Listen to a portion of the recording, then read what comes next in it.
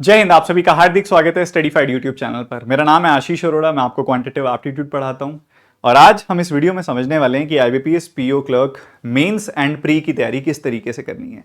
मैंने शब्द पहले मेंस का इसलिए इस्तेमाल किया क्योंकि एक्चुअल में जो गेम चेंजर होता है वो मेंस होता है। एक्चुअल में जो सिलेक्शन तय किया जाता है वो मेंस के हिसाब से किया जाता है। तो ऐसा नहीं है यहाँ पे प्री की बात नहीं होगी, बहुत डिटेल में हम प्री की बात भी करेंगे और साथ में हमारा ज्यादा फोकस मेंस पर होगा कि किस तरीके से आप आईबीपीएस पीओ के मेंस को, आईबीपीएस क्लर्क के मेंस को जीत सकते हैं, उसमें सिलेक्शन ले सकते हैं और अपने क्वांट के सब्जेक्ट में बहुत बेहतरीन स्कोर कर सकते हैं। इसके पूरी की पूरी यहां पे डिटेल्ड गाइडेंस मॉड्यूल लेकर आया हूं मैं, जिसमें हम बातचीत यहां पे अलग अलग सेक्शंस में करने वाले हैं। सबसे पहले हमारी बातचीत होगी अंडरस्टैंडिंग द क्रूशियल टाइमलाइन, इसके ऊपर। देन हम उसके बाद मूव करेंगे कॉमन स्ट्रेटेजी फॉर ऑल, जो सभी के सभी स्टूडेंट्स के लिए कॉमन स्ट्रेटेजी होने वाली है। हम उसके बाद कुछ स्पेसिफिक स्ट्रेटेजीज की बात करेंगे। आपको कॉमन स्ट्रेटेजी समझनी बहुत ज्यादा जरूरी है और उसके बाद आपकी कुछ स्पेसिफिक स्ट्रेटेजीज हैं जो डिपेंड करता है कि आप किस कैटेगरी में अभी फॉल कर रहे हैं, आपकी प्रिपरेशन कहां तक पहुंच गई है। अगर आपका फाउंडेशन एंड सिलेबस कंप्लीट हो चुका है तो फर्स्ट स्ट्रेटेजी जो स्पेसिफिक है वो आपके लिए है। देन उसके बाद अगले वो बच्चे जिनका फाउंडेशन और सिलेबस कंप्लीट होने वाला है और लास्ट में वो बच्चे जिन्होंने अपना फाउंडेशन एंड सिलेबस कंप्लीट कर लिया है। इसके साथ साथ sources, classes, PDF, mock test, जो भी मैं इस पूरी स्ट्रेटेजी में जिन जिन चीजों के बारे में बात करने वाला हूं वो सबके सोर्सेज मैंने लास्ट चैप्टर में रखे हैं। आप इस पूरी की पूरी बातचीत को चैप्टर वाइज एक्सेस भी कर सकते हैं। डिस्क्रिप्शन में आपको चैप्टर वाइज सीक्वेंस मिल जाएगा, जो चैप्टर आप खोल के देखना चाहें वो देख सकते हैं। बट मैं आपको ये सजेशन दूंगा कि इसको सही सीक्वेंस में और पूरी वीडियो को अच्छे से देखें एंड अपने हिसाब से पॉइंटर्स को नोट डाउन करें और अपने हिसाब से चीजों को कस्टमाइज भी करें। आपकी सिचुएशन आप बेहतर जानते हैं, तो ये एक स्ट्रेटेजी है जो आपको अलग अलग कंडीशंस में आपकी किस तरीके से मूवमेंट होनी चाहिए उसमें हेल्प कर सकती है। बट आपको कुछ चीजें अपने हिसाब से, अपनी कमजोरी, अपनी ताकत के हिसाब से भी डिजाइन साथ साथ करना पड़ेगा। हम यहां पे बात शुरू करते हैं। सबसे पहले अंडरस्टैंडिंग द क्रूशियल टाइमलाइन। आपके डेट्स चेंज हो चुकी हैं और डेट्स जो चेंज हुई हैं उसमें आईबीपीएस पीओ की जो डेट्स हैं वो प्रीलिम एग्जामिनेशन की अगस्त 17, 23 और 24 है एंड उसके साथ साथ जो मेंस है वो 12 अक्टूबर को है। आईबीपीएस क्लर्क की बात की जाए तो 4, 5, 11 अक्टूबर को होने वाला है प्रीलिम्स का पेपर एंड मेंस का पेपर 29 नवंबर को होने वाला है। अब ऐसे देखने में ये चीजें बहुत सिंपल लग रही हैं, मैं आपको लेके जाने वाला हूं आज से। तो आज से लगभग 60 दिनों के बाद आप देखोगे आईबीपीएस पीओ प्री का पेपर है। उसके लगभग 48 to 50 डेज के बाद आप देखोगे आईबीपीएस क्लर्क प्री का पेपर है और उसके लगभग कुछ बच्चों के लिए 1 दिन बाद, कुछ बच्चों के लिए 3 दिन, 2 दिन बाद, 4 दिन बाद, 7 दिन बाद, ज्यादा से ज्यादा 1 हफ्ते का और कम से कम 1 दिन का गैप भी हो सकता है आपके आईबीपीएस क्लर्क प्री और आईबीपीएस पीओ मेंस के बीच में। ये बहुत इंपॉर्टेंट चीज है समझने वाली। देन उसके बाद आईबीपीएस पीओ मेंस से आईबीपीएस क्लर्क मेंस तक 48 डेज का गैप है। अब यहां पे इस पूरे सिस्टम को समझने के लिए कि किस तरीके से तैयारी मूव करनी है, इस सिस्टम के अलग अलग सेक्शंस में आपके किस तरह की प्रिपरेशन होनी चाहिए, किस तरह की चीजों पे ज्यादा फोकस करना है, मेंस और प्री के किन सेक्शंस पे कब कब टाइम देना है, इसके बारे में समझते हैं। बट उससे पहले आपके दिमाग में एक बहुत बड़ा सवाल आ रहा होगा, सर नोटिफिकेशन कब आ सकती है? नोटिफिकेशन लगभग इन्हीं दिनों आती है जब आपके एग्जामिनेशन को 60-70 दिन रह रहे होते हैं। आपकी नोटिफिकेशन कभी भी आ सकती है। हो सकता है जब मैं वीडियो अपलोड कर रहा हूं या जब आप ये वीडियो देख रहे हो तो नोटिफिकेशन आ चुकी हो या आने वाली हो, उसके ऊपर हम अलग से बात कर लेंगे। बट नोटिफिकेशन आने के बाद भी हमारी जो ये स्ट्रेटेजी होगी वो यही होने वाली है। और आप अब समझेंगे कि अगर हम यहां पे क्वांट सिलेबस की बात करें तो 3 सेक्शंस में डिवाइडेड है, one liners, arithmetic and DI. Arithmetic के अंदर आपको बहुत सारे चैप्टर्स मिलते हैं, आपको ढंग से चैप्टर वाइज पढ़ना होता है।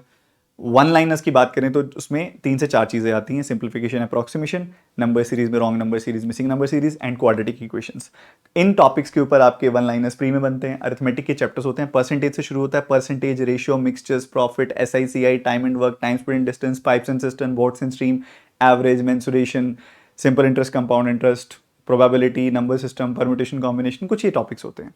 अब इन टॉपिक्स को आपको टॉपिक वाइज डिटेल में पढ़ना होता है। अरिथमेटिक की बात कर रहा हूं। डीआई के अंदर आपको अलग अलग तरह के ग्राफ्स देखने को मिलते हैं, डेटा का इंटरप्रिटेशन करना होता है और उस इंटरप्रिटेशन के ऊपर बेस्ड आपको कुछ क्वेश्चंस पूछे जाते हैं। ये बेसिक डिस्ट्रीब्यूशन हो गया। अगर मैं प्री एग्जामिनेशन की बात करूं तो आप ये स्ट्रक्चर देख पा रहे होंगे कि प्री एग्जामिनेशन अगर पीओ का होता है तो वन लाइनर्स कंपैरेटिवली कम होते हैं, क्लर्क में, प्री में ज्यादा होते हैं। अरिथमेटिक, डीआई पीओ में थोड़ी ज्यादा होती है, क्लर्क प्री में कंपैरेटिवली कम होती है। तो हमें यहां पे इस दोनों एग्जामिनेशंस की तैयारी करने से पहले यह समझना पड़ेगा कि दोनों एग्जामिनेशंस का सिलेबस बिल्कुल भी अलग अलग नहीं है। इवन जो 6 के 6 एग्जामिनेशन होते हैं पूरे साल में बैंक के, उनका सिलेबस एग्जैक्टली सेम होता है। सिर्फ पूछने के तरीके अलग अलग होते हैं, लेवल अलग अलग होते हैं, ये फर्क आता है। तो आज अगर हम आईबीपीएस पीओ की और क्लर्क की ढंग से तैयारी कर लें तो हमारी आरआरबी की भी हो जाती है, हमारे एसबीआई की भी हो जाती है, हमारे हर एग्जामिनेशन की हो जाती है। इवन इसके साथ साथ जो अलग अलग और एग्जामिनेशन आते हैं, जैसे एफसीआई का हो गया, ईएसआईसी का हो गया, इंश्योरेंस के अलग अलग एग्जामिनेशन हो गए, आप वो भी सारे दे सकते हो, क्योंकि वो भी आईबीपीएस ही कंडक्ट कराता है और उसका जो एग्जामिनेशन का स्ट्रक्चर होता है वो भी एग्जैक्टली मिलता जुलता होता है, सिलेबस एग्जैक्टली सेम होता है। तो हमें ढंग से अगर एक बार हम तैयारी कर लें तो वो हमारे लिए सारे एग्जामिनेशन में काम आएगी। आगे मूव करते हैं। अब अगली बात जो आपको मैं यहां पे समझाना चाहता हूं, एक कॉमन स्ट्रेटेजी के बारे में। कॉमन स्ट्रेटेजी क्या रहती है? जब भी आप तैयारी कर रहे हो, किसी भी बैंक एग्जामिनेशन की तैयारी कर रहे हो, आईबीपीएस पीओ और क्लर्क की जब आप तैयारी कर रहे हो, सबसे पहला फोकस आपका होना चाहिए कि आपके बेसिक्स बहुत अच्छे से हो चुके हो। और बेसिक्स जब बहुत अच्छे से हो चुके हैं तो आप उसके साथ साथ उनकी रिवीजन अच्छे से कर रहे हैं। मैंने रिसेंटली अभी एक शॉर्ट्स भी बनाई थी आपके लिए यूट्यूब पे, जिसके ऊपर मैंने आपको बताया था उस शॉर्ट वीडियो में कि अरिथमेटिक को टैकल करने का क्या तरीका होता है एग्जामिनेशन हॉल में। बच्चा सोचता है, काम करता है, उसके बाद उसको दोबारा सोचता है, पढ़ता है, एक बार में समझ नहीं आता, पढ़ के एक बार में ना समझ आना, फिर 2-3 बार पढ़ के जब समझ आया तब उसका अप्रोच ना दिमाग पे आना, घूम फिर के जो अरिथमेटिक का सवाल डिजर्व करता था 40-50 सेकंड, मैक्सिमम 1 मिनट, हमने उसमें दे दिए 2-2.5 मिनट। कोई भी सॉल्व कर सकता है 2-2.5 मिनट में उसको। अगर एक कॉलेज गोइंग बच्चे को भी मैं दूंगा तो वो भी उसको 2-2.5 मिनट में सॉल्व कर लेगा। चैलेंज है उसको 60 सेकंड्स के अंदर अंदर सॉल्व करना। अब वो सॉल्व करने के लिए आपकी बहुत भयंकर वाली बढ़िया वाली रिवीजन होनी चाहिए कि आप 3 बार 4 बार 5 बार रिवाइज करके बैठे हो, बेसिक्स पढ़ के, अपने कॉन्सेप्ट पढ़ के, अपने फाउंडेशन पढ़ के उसको बहुत बार रिवाइज करके बैठे हो। सबकॉन्शियस माइंड उन कॉन्सेप्ट को इतना तगड़े तरीके से उठा लेगा कि पेपर में सवाल आएगा, पढ़ते ही समझ आएगा, सॉल्व कर दोगे, अप्रोच तुरंत दिमाग में आएगा। उसके साथ साथ नए नए तरह के सवालों की, नई नई तरह की लैंग्वेज की, सवाल नए नहीं होते, लैंग्वेज और पूछने का तरीका नया नया होता है। कॉन्सेप्ट्स वही रहते हैं, उसको पूछने का तरीका अलग अलग लैंग्वेज में डाल के पूछ दिया जाता है। उन तरह के सवालों की प्रैक्टिस करनी है और जो भी आपने पढ़ा होता है उसको रिवाइज करना होता है। आपको यहां पे ध्यान देना है अभी जो एक बेसिक कॉमन स्ट्रेटेजी है कि अगले 40 दिन आपके मेंस को समर्पित कर दीजिए। अच्छे से प्री पढ़िए, रिवाइज करिए, थोड़ा टाइम प्री को दीजिए, ज्यादा टाइम मेंस को दीजिए। आपने अगले जितने भी समय है वो रिवीजन और मेंस को समर्पित करने हैं, आगे के 40 दिन। और जब आगे आपके नेक्स्ट 20 डेज होंगे, वहां पे आपने, जब आपका एग्जामिनेशन मात्र 20 दिन दूर होगा, इन 40 दिनों के बाद जो अगले 20 दिन होंगे, तो आपका एग्जामिनेशन पास आ चुका होगा। उन दिनों आपका फोकस होना चाहिए प्री के मॉक टेस्ट पे, उन दिनों में आपका फोकस होना चाहिए प्रैक्टिस करने पे। रोज मॉक टेस्ट लगाइए, डेली मॉक टेस्ट लगाइए, लगाए जा रहे हैं, दिन में 1 लगा रहे हैं, कभी दिन में 2 लगा रहे हैं, मॉक टेस्ट पे मॉक टेस्ट। टाइमर का आदत, दिमाग में टाइमर की आदत बिठानी है। बच्चे जाके एंजाइटी में वहां पे इतना एंशियस हो जाता है, बच्चा देखता है टाइमर चल रहा है, क्वेश्चन भी करना है, क्वेश्चन 2 बार में पढ़ के समझ आ जा रहा है, आसपास मेरे इतने बच्चे बैठे हैं, ढंग से वेंटिलेटेड नहीं है रूम, हॉल में थोड़ी गर्मी है क्योंकि इतने सारे पीसी चल रहे हैं, सब थोड़ी घुसर घुसर की बात आ रही है, इतना सब क्योस के बीच में बैठ के एक पीसी के सामने उस गर्मी में उस टाइमर के चलते हुए एक मैथमेटिक्स का, एक रीजनिंग का, एक इंग्लिश का सवाल सॉल्व करना अलग ही एक एफिशिएंसी पे सवाल उठा देता है। वो डर, वो फीलिंग, उसको जीतने के लिए उसको साथ रोज लड़ना पड़ेगा। उस दिन ना डर जाएं हम, उसके लिए रोज डरना पड़ेगा, रोज मॉक टेस्ट देना पड़ेगा। आखिरी के 20 दिन समर्पित कर दीजिए उस चीज को। आखिरी के 20 दिन मॉक टेस्ट पे मॉक टेस्ट देंगे। अभी हम स्पेसिफिक स्ट्रेटेजीज की भी बात करने वाले हैं, बट उससे पहले मैं आपको बता देता हूं कि अभी आने वाले एटलीस्ट 2-3 वीक आप ज्यादा मॉक टेस्ट की तरफ ध्यान ना भी दीजिए, कोई जरूरत नहीं है। अभी ज्यादा फोकस कीजिए प्रैक्टिस की तरफ, अभी ज्यादा फोकस कीजिए मेंस का आईक्यू बिल्डअप करने की तरफ। आईबीपीएस पीओ मेंस और एसबीआई पीओ मेंस साल के ऐसे पेपर है जिसमें बहुत अच्छे से आपको इस पे काम करना है। आपका मेंस का आईक्यू जितना अच्छा है, क्वेश्चन सॉल्विंग एबिलिटी, मेंस में क्यों कैट वाले बच्चों का हाथ ज्यादा तेज हो जाता है, क्योंकि कैट में दिमाग ज्यादा लगाने की आदत होती है, उनको आईक्यू अच्छा हो चुका होता है उनका। इसलिए जो बच्चे यूजुअली कैट दे रहे होते हैं उनका मेंस में अच्छा परफॉर्मेंस रहता है। कारण यही है, उसका कारण यही है। तो आप जितना ज्यादा मेंस, अभी ऐसा मत सोचिए आपके पास टाइम कम है, बट एक दिन भी वेस्ट करने लायक नहीं है, क्योंकि एक दिन भी वेस्ट कर दिया तो पीछे रह जाओगे। सिलेक्ट उन्होंने वही 8-10 हजार बच्चे करने हैं दोनों पेपर्स में, आप पीछे रह जाओगे। तो लड़िए अच्छे से। अब मेरी वीडियो लाखों बच्चे देखने वाले हैं ये वाली, पर उनमें से कुछ चंद हजार बच्चे ही ढंग से पढ़ने वाले हैं, क्योंकि ये भी एक ह्यूमन टेंडेंसी होती है कि बीच बीच में जब प्रॉब्लम्स आएंगी तो हार मान लेना, तैयारी छोड़ देना, डिस्ट्रैक्ट हो जाना, लेजी हो जाना। यहां पे हम बात आगे मूव करते हैं। एक बड़ा क्रूशियल टाइमलाइन है जो आईबीपीएस पीओ प्री से आईबीपीएस क्लर्क प्री तक का होगा, जिसको मैं बोल रहा हूं 24 अगस्त से 4 अक्टूबर के बीच का टाइमलाइन। मैं आपको दिखा भी देता हूं। ये टाइमलाइन है यहां पे, इस डेट से लेके इस डेट तक के जो 48 से 50 दिन है। अब यहां पे आपको जो ये आने वाले 60 दिन है ना, उसमें इतना अच्छे से प्री और मेंस की तैयारी कर लेनी है, अपने रिवीजन कर लेनी है, मेंस पढ़ लेना है, फाउंडेशन कर लेना है, जो बचा हुआ है वो अच्छे से कर लेना है। सब चीजें इतनी अच्छे से कर लेनी है कि ये जो जोन होगा ना, यहां पे आपको इस एग्जामिनेशन की टेंशन ना रहे। यहां पे सिर्फ आईबीपीएस क्लर्क प्री का मॉक टेस्ट दे रहे हो आप, बस दूसरे दिन, हर दूसरे दिन गैप देके फिर लास्ट के 10-15 दिन ले जाएंगे, तो रोज इस तरीके से मॉक टेस्ट पे मॉक टेस्ट दिए जा रहे हो बस आईबीपीएस क्लर्क प्री के लिए। कुछ अलग करने की जरूरत नहीं है। फाउंडेशन पहले का हो चुका होगा, मेंस पढ़ चुके होगे, आईबीपीएस पीओ प्री के मॉक टेस्ट दे चुके होगे, तो कुछ प्री के लिए नया करने की जरूरत नहीं होगी। यहां पे सिर्फ प्री के मॉक टेस्ट देने हैं बस, और कुछ भी नहीं करना। ये पूरा टाइम मेंस का है, ये 50 दिन मेंस के हैं। एक एक दिन कीमती है, एक दिन मिस करना आप अफोर्ड नहीं कर सकते, ठीक है। और प्रैक्टिकल बात करूं तो यार आपने ज्यादा से ज्यादा टाइम का फायदा उठाना है, ठीक है। एक दिन भी वेस्ट ना कर पाना, ये थोड़ा सा हमारी मोटिवेशनल टोन हो जाती है। प्रैक्टिकल टोन में बोले तो 2-3 दिन से ज्यादा वेस्ट मत करना। किसी की शादी आ सकती है, कुछ पर्सनल काम आ सकता है, कुछ भी इमरजेंसी आ सकती है। क्योंकि देखो, हम आपको मोटिवेट करने के लिए आप पढ़ें अच्छे से, इसलिए हम ये वर्ड यूज कर देते हैं कि एक भी दिन वेस्ट नहीं होना चाहिए। देखो प्रैक्टिकली मैं भी चाहता हूं, मैंने भी उसी टोन में बात की, बट जब मेरे दिमाग में ये चीज स्ट्राइक कर रही है तो मैं आपसे डिस्कस भी कर रहा हूं कि कई बार क्या होता है, हम 2-3 दिन वेस्ट कर लेते हैं ना, तो हम उसके अंदर भी अपने आप को लो फील कराने लग जाते हैं कि अब तो मेरा पेपर गया, मैंने 2-3 दिन खराब कर लिए। नहीं, सबके 2-3 दिन तो खराब हो ही जाते हैं। हम इंसान है, हमारे आसपास जो चीजें चल रही हैं, हमें हमारे आसपास के लोगों को हमारी जरूरत पड़ती है। कई बार कोई इमरजेंसी होती है, उसमें जाना पड़ता है, कोई शादी ब्याह में जाना पड़ता है। कोशिश करो बहुत क्लोज ना हो तो मत जाओ, बट बहुत क्लोज ना हो तो मत जाओ, बट कई बार जाना भी पड़ जाता है। भाई बहन की शादी होती है, किसी में हमें पार्टिसिपेट करना होता है। 2-3 दिन अगर खराब हो भी जाए, डबल एनर्जी के साथ बाउंस बैक करो। वापस आता हूं मैं। तो ये क्रूशियल है जोन, ये वाला। इसमें मेंस ज्यादा से ज्यादा करना है, इसलिए मैंने इसको स्पेसिफिकली मेंशन किया है कि आईबीपीएस पीओ प्री खत्म होते ही जो आपका आईबीपीएस क्लर्क प्री तक का टाइम होगा, वहां पे सिर्फ प्री के मॉक टेस्ट दीजिए और ज्यादा फोकस आप मेंस पे कीजिए, ज्यादा फोकस आप मेंस डीआई पे कीजिए, ज्यादा फोकस आप मेंस अरिथमेटिक पे कीजिए, ज्यादा फोकस आप अलजेब्रा नंबर सिस्टम पे कीजिए। और इसके बाद अब हम स्पेसिफिक स्ट्रेटजीज की तरफ आगे बढ़ने वाले हैं। स्पेसिफिक स्ट्रेटजी में हमारे 3 सेक्शंस हमने डिवाइड किए हैं अलग अलग।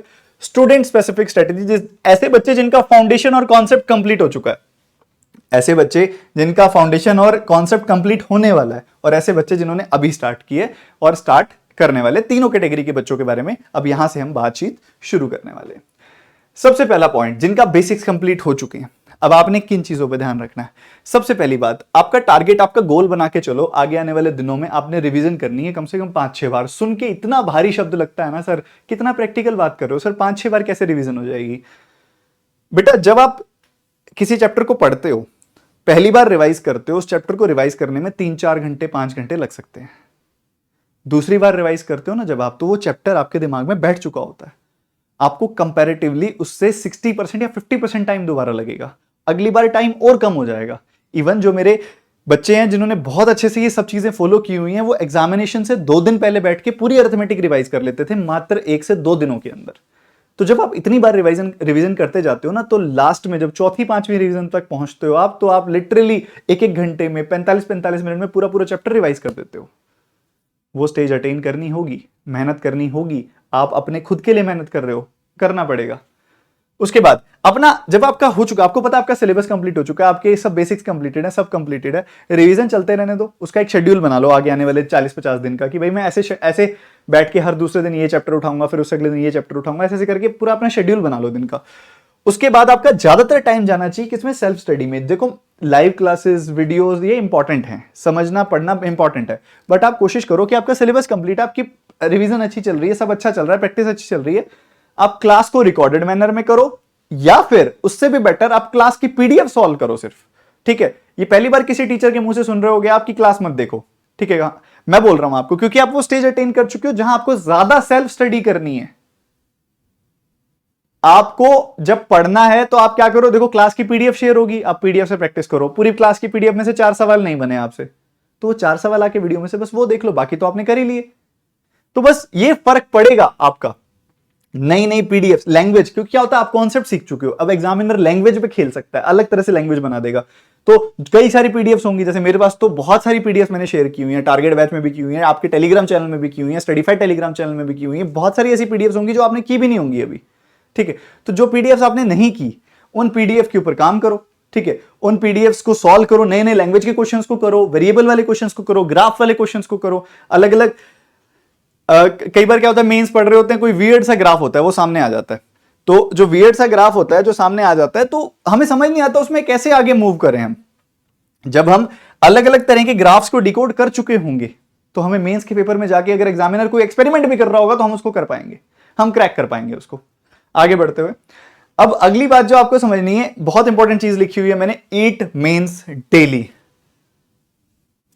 आगे आने वाले दिनों में आपको डेली मेंस करना है। शुरू में कम रखो, 1 घंटा पढ़ रहे हो सिर्फ मेंस की, 1 घंटा प्रैक्टिस कर रहे हो।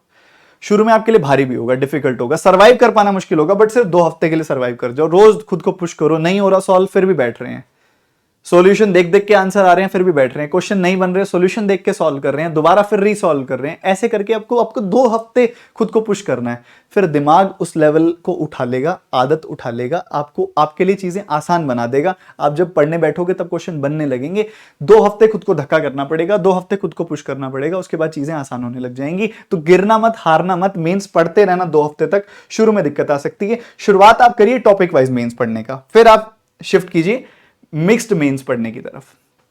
ठीक है, अब उसके अलावा अभी मैं आपको, जैसे मैंने पहले भी बात की थी कि 2-3 हफ्ते में अभी सजेस्ट नहीं करूंगा आपको मॉक टेस्ट लगाइएगा, बट 2-3 हफ्ते हो जाने के बाद उसके बाद आपको प्री और मेंस के मिक्स मॉक टेस्ट लगाने शुरू करने हैं। मेंस के मॉक टेस्ट ऐसे हफ्ते में 1 बार लगा दे रहे हैं, प्री के मॉक टेस्ट हफ्ते में 2 बार लगा दे रहे हैं। इस तरीके से आपने आगे बढ़ना है। फिर जब जैसे प्री करीब आएगा फिर उसके बाद आप ज्यादा प्री के मॉक टेस्ट लगाइए और उस पर आप काम कीजिए।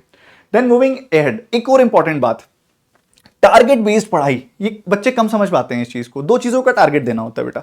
जब आपकी चीजों का फ्लो बन रहा होता है, क्वेश्चन सॉल्व कर रहे होते हैं ना, तब आपको क्वेश्चन को आपके पेपर में आपको सारे सवाल नहीं करने।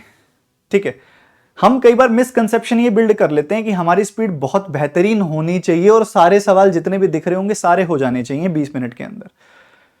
उससे बड़ी चीज होती है सवाल समझने की क्षमता होनी चाहिए कि क्या आप उस सवाल को ढंग से समझ पा रहे हो, कि सवाल लेंदी कितना है। आप सवाल देख रहे हो यार ये डुएबल लग रहा है, ये पढ़ते ही समझ आ गया कि सवाल डुएबल लग रहा है। वहीं दूसरी तरफ हमने देखा, पढ़ते ही समझ आया कि नहीं बहुत सारे स्टेप हैं, यहां पे आके ये डबल वेरिएबल में फंसा सकता है, स्किप। वो थॉट बिल्डअप करनी बहुत ज्यादा इंपॉर्टेंट है, वो काम बिल्डअप करना बहुत ज्यादा इंपॉर्टेंट है। तो आप जब आप प्रैक्टिस कर रहे होंगे ना, जब आप सॉल्व कर रहे होंगे, आप हर तरह का सवाल सॉल्व कीजिए। जब आप ये सब कर रहे हो ना, वहां पे जज मत करो कि ये सवाल छोड़ने वाला है या स्किप करने वाला है, but once you solve it, तब उसके बाद उस सवाल को रेटिंग जरूर दो कि ये अटेम्प्ट करने वाला था या स्किप करने वाला था। और अगर स्किप करने वाला था तो क्वेश्चन में क्या चीज मुझे ये पहचाननी चाहिए थी पढ़ते टाइम कि मुझे पता लग जाता कि ये स्किप करने वाला था। Getting my point? तो ये आपको शुरू से लेके चलना है। बात वापस लेके आता हूं टारगेट बेस्ड पढ़ाई की, जिसमें हमें टारगेट लेके चलना है एक अच्छी स्पीड का और एक अच्छे जो भी गोल हम सेट कर रहे हैं उसका। हम आज खुद को एक टारगेट, आज आने वाले 3 दिन के लिए आप पहले से ही अपना पूरा का पूरा प्लान बना लो, पेपर पे बैठ के स्ट्रिक्टली फॉलो करो। सोना नहीं है फॉलो करने से पहले, और खुद के साथ बर्डन भी मत करना कि ऐसा कुछ प्लान बना दिया कि हो ही नहीं पा रहा, ये काम भी मत करना। ठीक है, सो फोकस ऑन दिस कि आप एक प्रैक्टिकल काम दें खुद को और उसको करे बिना सोना नहीं है। और शुरू के हफ्ते 10 दिन 15 दिन ये दिक्कत आती है, उसके बाद फिर फ्लो बन जाता है। बात रही स्पीड की, तो स्पीड पे आपका जो ज्यादा फोकस होना चाहिए वो फोकस होना चाहिए कि आप कैलकुलेशन तेजी से कर रहे हो।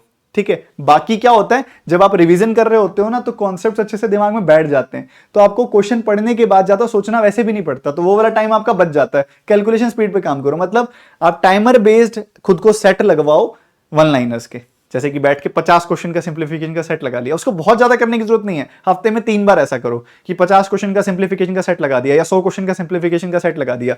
जो भी मैं सोर्स चीजों की बात कर रहा हूं, इन सबके सोर्सेज में लास्ट में बताऊंगा आपको। और इन सबके जब सेट लगाओगे ना, तो आपकी कैलकुलेशन स्पीड बेटर होगी, कॉन्सेप्ट यहां से बेटर होता जाएगा, बार बार पढ़ के वो दिमाग में बैठने लगेगा। इसके और इसके कॉम्बिनेशन से सवाल आपका कोई रोक नहीं पाएगा, फटाफट से कर पाओगे आप सवाल सॉल्व। तो सिलेबस कंप्लीट हो गया हो तो this is your way of moving forward. इस तरीके से आपने आगे बढ़ना है। हम बात करते हैं अब दूसरे सेक्शन की जिन बच्चों का सिलेबस अभी कंप्लीट नहीं हुआ है और वो प्लान कर रहे हैं, सिलेबस कंप्लीट कर रहे हैं, अभी जल्दी से जल्दी करने की कोशिश कर रहे हैं और अभी होने वाला है, मतलब जल्दी ही होने वाला है। तो इस आपको कुछ चीजें अलग करनी है। देखो आपको करना यही सब है एक पॉइंट पे आके, जो अभी जिन बच्चों ने बेसिक्स कंप्लीट कर ली हैं, जो उन्होंने किया है, तो ये भी अच्छे से देख लेना, ये वाली स्ट्रेटेजी भी, अगर आपने ये वाला पोर्शन मिस किया है अगर तो। बट एक बार कुछ चीजें आपको जो अलग करनी है वो मैं समझा देता हूं। सबसे पहली बात, अभी आपके मान लो 3 चैप्टर्स पेंडिंग है, एग्जांपल के तौर पे अगर मान लो आपके 3 चैप्टर्स पेंडिंग है, तो आपको यह ध्यान रखना है कि चैप्टर पढ़ते पढ़ते ही उसकी आप 2-3 बार रिवीजन कर लो, ताकि आपको इन चैप्टर्स पे अभी जल्दी वापस ना आना पड़े। आप इन चैप्टर्स पे आगे 15-20 दिन बाद आओ दोबारा रिवीजन करने के लिए, ठीक है। तो इन चैप्टर की साथ साथ ही डबल ट्रिपल रिवीजन अभी से करके चलो। पहला पॉइंट ये, जो पेंडिंग पढ़े, जो अभी कर रहे हो, in which you are involve right now, जो आप पढ़ रहे हो अभी चैप्टर, इनकी रिवीजन साथ साथ ही कर लो, ठीक है। पहला पॉइंट तो ये समझने वाला है। दूसरा पॉइंट, जो ऑलरेडी कंप्लीटेड सिलेबस है उसकी पैरेलल रिवीजन स्टार्ट करो। बहुत ज्यादा अभी नहीं कर पाओगे, ऐसे गोल दे दो कि भाई अभी मेरा चल रहा है, मैं एक हफ्ते में आराम से इन 2 चैप्टर्स को रिवाइज कर लेता हूं, बैठ के एक हफ्ते में आराम से इन 2 चैप्टर्स को रिवाइज कर लेता हूं, इतना गोल दे दो खुद को, ज्यादा मत दो। बट ऑलरेडी कंप्लीटेड चैप्टर्स की रिवीजन भी धीरे धीरे शुरू कर दो, ज्यादा बर्डन मत फील कराओ खुद को, थोड़ा थोड़ा शुरू कर दो अभी, साथ साथ पैरेलली। इंपॉर्टेंट बात, जो चैप्टर आप पढ़ रहे हो कोशिश करो उसका प्री के साथ मेंस भी कर लो, ठीक है। आप मान लो अभी पढ़ रहे हो, बेसिक्स पे पढ़ रहे हो, कोशिश करो इजी और मॉडरेट सवाल के साथ साथ डिफिकल्ट सवाल भी साथ साथ प्रैक्टिस कर लो, अभी हो जाएंगे। क्योंकि अभी ताजा पढ़ा हुआ है ना चैप्टर, तो उसका मेंस फंसेगा नहीं, ठीक है, उसका मेंस फंसेगा नहीं, अभी साथ साथ हो जाएगा। तो जो चैप्टर्स अभी कर रहे हो, in which you are involve right now, जो भी चैप्टर पढ़ने बाकी हैं या पढ़ रहे हो, उसके प्री के साथ साथ मेंस भी करने की प्रैक्टिस करो, ठीक है। देन आगे अभी आपका ज्यादातर जो फोकस होना चाहिए वो इसी चीज पे होना चाहिए कि आप जल्दी से जल्दी अपना सिलेबस जैसे ही कंप्लीट होता है उसकी ये तीनों चीजें साथ साथ फॉलो करते हुए और फिर मेंस की तरफ मूव हो जाओ, मेंस की पढ़ाई करो और इस स्ट्रेटेजी में खुद को वापस मर्ज कर दो, जो मैंने अभी ऑलरेडी कंप्लीटेड सिलेबस वाले बच्चों को बताई है। देन तीसरी बात, जिन बच्चों ने प्रिपरेशन अभी स्टार्ट की है या फिर जिनका अभी फेज अभी स्टार्ट हुआ है, सबसे पहली बात, आपको purely recorded form content consume करना है, लाइव कंज्यूम नहीं करना। लाइव कंटेंट तो देखना ही नहीं है। जो कोर्सेज हैं वो कंप्लीट हो चुके हैं, जो चैप्टर्स कंप्लीट हो चुके हैं, उसको रिकॉर्डेड मैनर में 1.5x पे स्पीड तेज करके चला के करना है और आपको खुद 2x वर्क करना है, 2x स्टडी करना है। मतलब जहां नॉर्मली बच्चे दिन में 8 घंटे पढ़ रहे हैं, आप कोशिश करो कि खुद को पुश करो और ज्यादा 10, 11, 12, 13, 14 घंटे जितना पढ़ पाओ दिन में, उतना खुद को आपको टाइम देना पड़ेगा। आप बाकी सबसे थोड़ा लेट चल रहे हो तो आपको थोड़ा ज्यादा एफर्ट करना पड़ेगा, आपको अपनी स्पीड बढ़ानी पड़ेगी, रफ्तार तेज करनी पड़ेगी। देन पॉइंट नंबर 2, आपको आईबीपीएस पीओ पे हथौड़ा बहुत जबरदस्त मारना है, बहुत लास्ट मोमेंट तक तैयारी करने की कोशिश करनी है। बट आप लेट हो तो ज्यादा उम्मीदें आपको आईबीपीएस पीओ से ना रख के आईबीपीएस क्लर्क जो कंपैरेटिवली लेट है और बाकी सब एग्जामिनेशन से उम्मीदें रखनी है। ये नहीं होना चाहिए कि हम आईबीपीएस पीओ की प्रिपरेशन में इतने इन्वेस्टेड हो जाएं कि हम चाहें कि यही निकला तो निकला, नहीं तो मेरी जिंदगी खत्म। ऐसा काम नहीं करना, ठीक है, क्योंकि आप लेट हो, आपकी एक्सपेक्टेशन इससे कम और इनसे ज्यादा होनी चाहिए, और वो भी तब जब आप डेडिकेट कर रहे हो तब। इसके अलावा मैं आपके साथ सीक्वेंस और शेयर कर देता हूं कि आपको सबसे पहले क्या करना है, मैथ्स के अंदर वन लाइनर्स करने हैं, ठीक है। वन लाइनर्स में पहले simplification, approximation, number series, quadratic, ये सब फिनिश करना है। Then you have to move towards arithmetic, फिर परसेंटेज कर लो, रेशो कर लो, एक आध और चैप्टर कर लो जो अरिथमेटिक का हो, फिर थोड़े लैंग्वेज बेस्ड चैप्टर्स के साथ फैमिलियरिटी बेटर हो जाएगी आपकी। फिर प्री डीआई की तरफ मूव करो, प्री डीआई कर लो, देन अरिथमेटिक के rest chapters, then arithmetic mains and then arithmetic DI and mains DI. ये सब आपने इस सीक्वेंस में मूव करना है। ये आपका तैयारी का सीक्वेंस होना चाहिए, जो बच्चे अभी तैयारी शुरू की है जिन्होंने, या फिर अभी कर रहे हैं। आगे हमारा पॉइंट जो है सोर्सेज का। अब यहां पे कुछ बच्चे ऐसे होंगे जो एक पेड कोर्स अफोर्ड कर पा रहे होंगे, कुछ बच्चे ऐसे होंगे जो पेड कोर्सेज अफोर्ड नहीं कर पा रहे होंगे, कुछ बच्चे ऐसे होंगे जो पीडीएफ्स बुक्स जो पेड बुक्स हैं वो नहीं खरीद पा रहे, कुछ बच्चे ऐसे हैं जो चाहते हैं कि सर फ्री कंटेंट जितना मिल जाए, अफोर्डेबिलिटी इश्यूज हैं। तो मैं यहाँ पे अब मैं डिटेल में बात करने वाला हूँ सोर्सेज की, कि क्या क्या पेड सोर्सेज अवेलेबल हैं, क्या क्या फ्री सोर्सेज अवेलेबल है, तैयारी किससे आप कर सकते हो। देखो, पेड और फ्री सोर्सेज के बीच में आपको मैं 2 बातें शेयर करूंगा आपसे। पहली बात, जब भी हम सफलता दिवस में जाते हैं, ऐसे बहुत बच्चे होते हैं जो हमें आके बोलते हैं कि सर हमने फ्री क्लासेस से पढ़ के सिलेक्शन लिया है, ठीक है। और दूसरा पॉइंट, फ्री क्लासेस अगर आप पेड क्लासेस अगर आप अफोर्ड नहीं कर सकते तो खुद को नीचा फील नहीं करवाना, आपने फील पॉजिटिव अबाउट इट। आपको पता है आपके आसपास क्या है, आपकी क्या कंडीशन, आप समझते हो। आप नहीं अफोर्ड कर सकते, बड़ी खुशी के साथ आप पढ़ाई करो, आपके लिए मैंने हर छोटी से बड़ी चीज अवेलेबल कराई हुई है।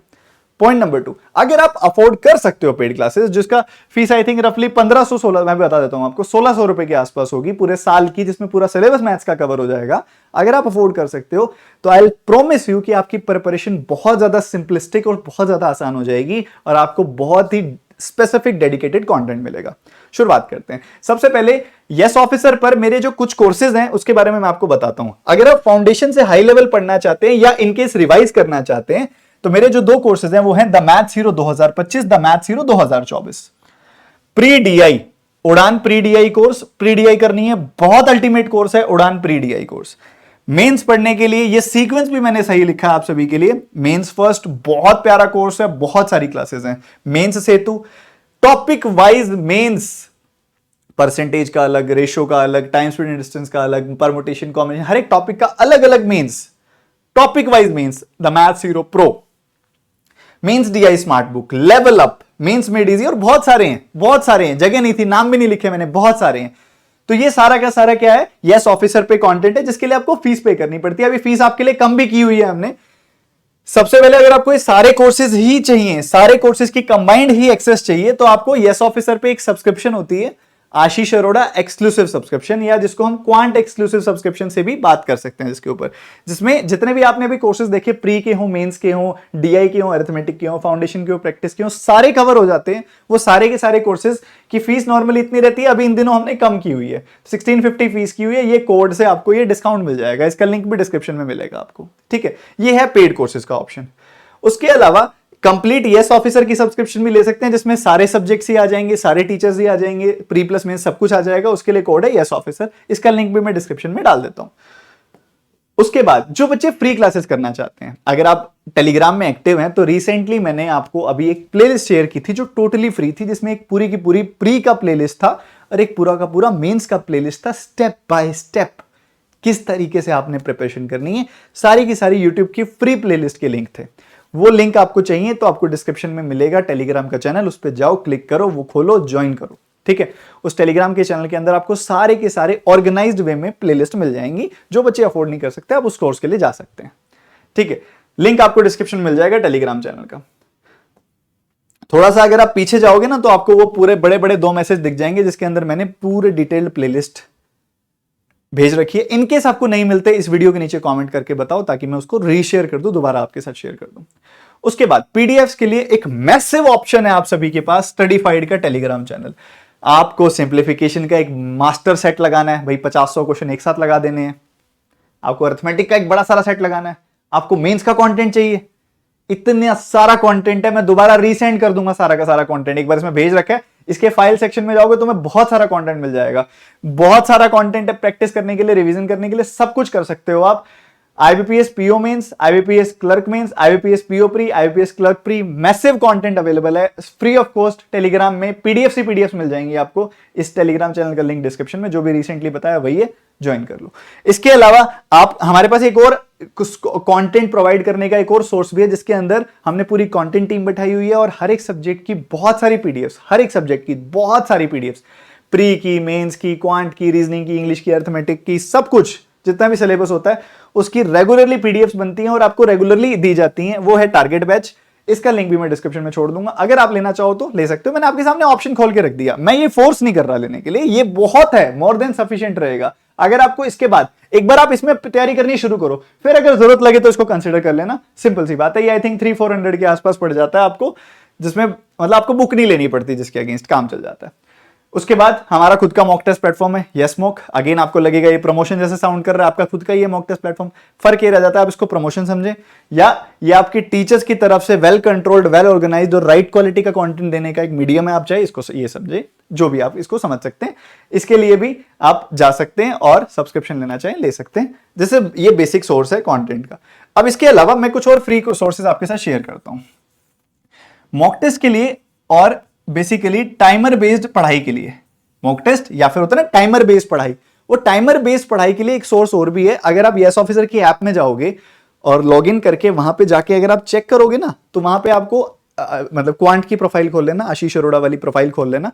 उस प्रोफाइल के अंदर आप देखोगे तो वहां पे ना आपको क्विजेस का ऑप्शन मिलेगा। क्विजेस के अंदर आपको टाइमर बेस्ड बहुत सारी प्री और मेंस की चेकलिस्ट मिलेंगी जो टाइमर के साथ डाली गई हैं। मतलब बहुत सारा कंटेंट है, वो भी एक तरह से मॉक टेस्ट है, वो फ्री ऑफ कॉस्ट, जिसमें बहुत सारे क्वेश्चंस, बहुत सारे सेट आपके लिए अवेलेबल कराए गए हैं आपकी तैयारी को सिंप्लीफाई करने के लिए। तो इस पूरे स्ट्रक्चर में हमने समझने की कोशिश की कि तैयारी किस तरीके से करनी है, सोर्सेज क्या हैं, किन चीजों का ध्यान रखना है, कैसे आगे बढ़ना है। मैं टाइम टू टाइम आगे आता रहूंगा, आपके साथ चीजें शेयर करता रहूंगा, बट आपको इस तैयारी की एक सिंपल सी आइडियोलॉजी समझनी पड़ेगी कि ये प्रिपरेशन डिमांड करती है पेशेंस और कंसिस्टेंसी। ये प्रिपरेशन डिमांड करती है रोज पढ़ना, ये प्रिपरेशन डिमांड करती है बहुत अच्छी रिवीजन करना, ये प्रिपरेशन डिमांड करती है कि आप किसी चीज को पाने के लिए कितना जिद्दी हो। जो भी आपके डाउट्स हो कमेंट सेक्शन में ड्रॉप कीजिएगा, मैं आपको जरूर उस चीज के ऊपर क्लैरिटी दूंगा। Thank you so much, God bless you.